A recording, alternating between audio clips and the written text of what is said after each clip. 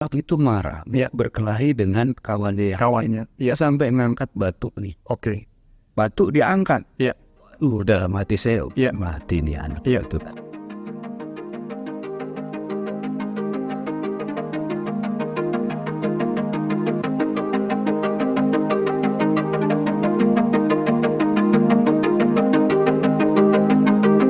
Hai pemirsa Opsi dimanapun berada, salam sehat selalu dan salam ceria selalu. Hari ini Bang John Tenten mempunyai tamu yang luar biasa banget, sudah ada di sebelah kiri. Siapa dia? Kita mau kenalan dia. Kita kenalan dulu ya. Nama beliau adalah Pak Mardi. Apa kabar Pak Mardi? Baik, Opsi ya Bang John. Nah ini namanya Bang Mardi, kelihatannya dari raut wajahnya, senyumnya. Waduh, kita kenalan dulu. Pak Mardi, apa kabar?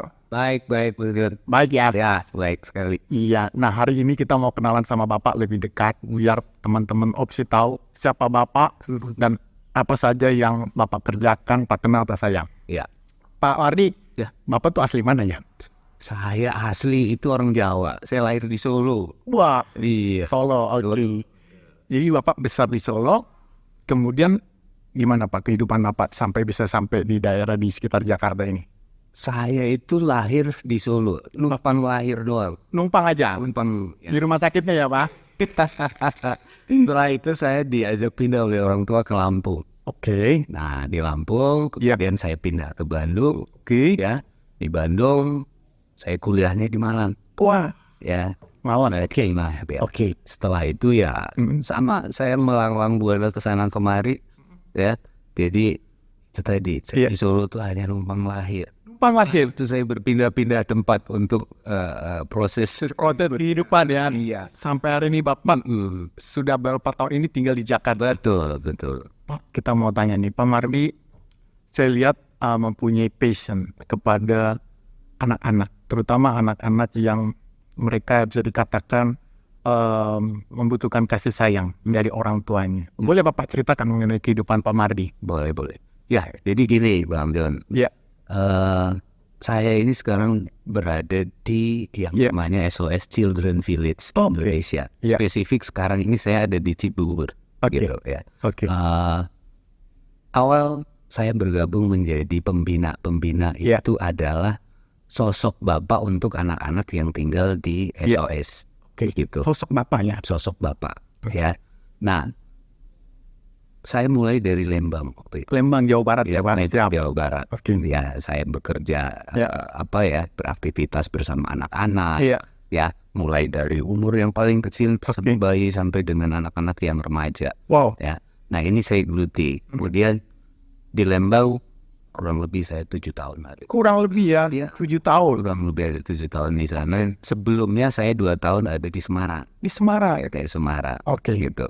7 tahun di Lembang. Ya. Kemudian ya bencana alam terjadi. Oke. Tsunami 2004. Ya. Iya. Akhirnya Oke. saya pindah ke sana. Oh, Bapak pindah ke Aceh. Aceh.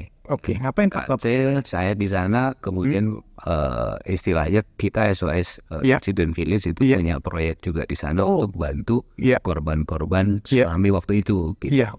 Nah, kemudian kita karena konsep kita concernnya adalah untuk membantu anak-anak kehilangan Anak-anak. Oke. pengasuhan orang tua. Oke. Nah, bencana alam itu sangat dahsyat waktu itu di sana ya. Iya.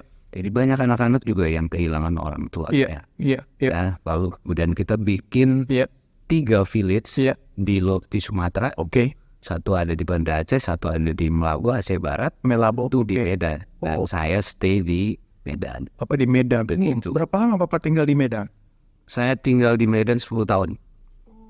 10 tahun. Lama sekali ya Pak? Lama sekali 10 tahun dan saya mulai kenal dengan anak-anak Medan tentu. Iya, anak Medan. Tidak hanya Medan, ada anak Nias dan berbaurlah saya menjadi kenal dengan budaya orang Batak. Iya. Wow. Bang Mardi, kita mau nanya nih. Bang Mardi ini punya passion ini gimana ceritanya bisa mempunyai hati untuk anak-anak tuh? Ceritanya gimana sih Pak dalam kehidupan Bapak? Iya. Ini tentunya bermula dari semangat. Ya awalnya saya lulus kuliah, kemudian kemudian karena saya kuliahnya di bimbingan konseling ya. Itu juga banyak bersentuhan dengan anak-anak yang memang butuh perhatian khusus. Perhatian khususnya. Nah, kemudian SOS ini saya anggap menjadi tempat yang spesial buat saya juga begitu ya, karena saya banyak bisa mengenal berbagai karakter anak-anak dengan berbagai latar belakang. Ketika saya bisa menjadi sosok abang, menjadi sosok kakak, menjadi sosok bapak untuk mereka yang dalam tanda petik kehilangan, ini menjadi sebuah kebahagiaan tersendiri buat saya ya ini ternilai begitu. Artinya saya berarti buat mereka. Seperti itu. Jadi Bang, selama Abang udah hampir, ada mungkin sekitar pengabdian Abang di dalam hal ini 30 tahunan ada tak? Saya 25 tahunan ya. 25 tahun. Nah, dalam 25 tahun itu hal-hal apa saja yang berkesan di dalam kehidupan Abang nih? Banyak sekali, tapi yang paling berkesan ketika itu tadi, saya diakui oleh anak-anak sebagai orang tuanya. Ini sangat berkesan. Karena mereka, itu tadi artinya kalau mereka sudah sampai menganggap saya adalah orang tuanya, saya adalah ayahnya, artinya mereka sudah terbangun komunikasi, hubungan yang sangat baik dengan saya. Dan itu penuh harap tentunya bahwa saya bisa menggantikan sosok ayah buat mereka. Karena beberapa tadi saya lihat anak-anak yang ada di sini tuh mereka memanggil Bang Marty itu papi ya. Jadi banyak anak-anak di sini yang memang mereka diasuh dan yang tidak punya mungkin keluarga. Setiap tadi ketemu Bang Marty mereka manggil papi. Mana nih ceritanya bisa dipanggil papi? Sebetulnya untuk di setiap lokasi SOS itu berbeda-beda. Kalau di Lembang, saya dipanggilnya abang. Kenapa gitu, Mbak? Mungkin karena dulu saya masih muda. Tapi sekarang tetap malah tambah muda ini Papi Marty ini. Dipanggil abang. Saya di Semarang dipanggil kakak. Dipanggil kakak. Nah, karena budaya juga sana. Saya mulai masuk ke Medan. Ketika ada yang panggil saya abang, saya bilang kok bapak aja. Karena mungkin sudah mulai saya sudah mulai berubah. Panggil bapak lebih cocok. Jadi di Medan saya dipanggil bapak. Nah, masuk Jakarta. Nah, ini unik. Anak-anak mulai kenal dengan saya. Ini ada sosok bapak baru. Gitu ya. Mereka mulai ada yang bilang panggil babe aja. Yang nggak cocok. Papi aja. Kalau papi. Sudah. Akhirnya ada yang panggil babe, ada yang panggil papi. Itu suka-suka mereka aja untuk panggilan kesayangan mereka. Betul. Jadi saya panggil papinya juga ya. Bang Marty mau nanya nih, Bang, dalam Abang memberikan kasih sayang kepada jumlah anak-anak yang ada di sini hampir lebih 100 orang lebih. Itu apa sih yang terjadi dalam kehidupan anak-anak ini? Apa yang mereka alami sehingga mereka bisa mengalami hidup yang tanpa keadaan orang tua? Itu gimana menurut Bang Marty? Jadi memang satu yang harus saya pegang itu adalah ketika anak-anak masuk ke sini SOS. Ini adalah anak-anak yang memang butuh untuk diperhatikan. Butuh perhatian. Begitu ya. Berarti satu, saya harus memberikan perhatian untuk mereka. Pasti. Nah, perhatian inilah mulainya dari mana? Saya belajar yang namanya counseling. Jadi kalau menerima orang itu harus tanpa syarat. Itu ya. Jadi kalau udah ada syarat ini, kalau harus begini, harus begini, langsung sudah temboknya udah tebal sekali, jadi nggak akan mungkin bisa masuk.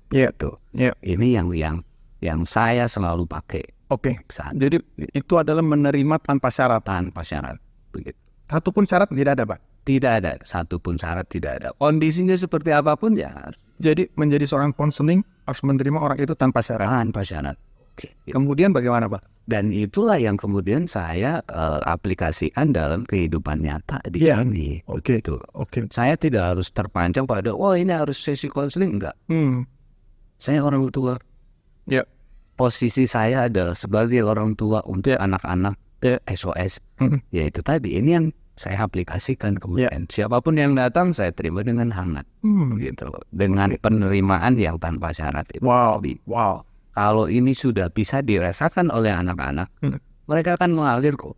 Begitu. Pak, sebentar. Ini abang bisa mempunyai nilai seperti itu, menerima anak-anak tanpa syarat, itu belajar dari mana, Bang? Belajarnya dari kehidupan tentunya ya.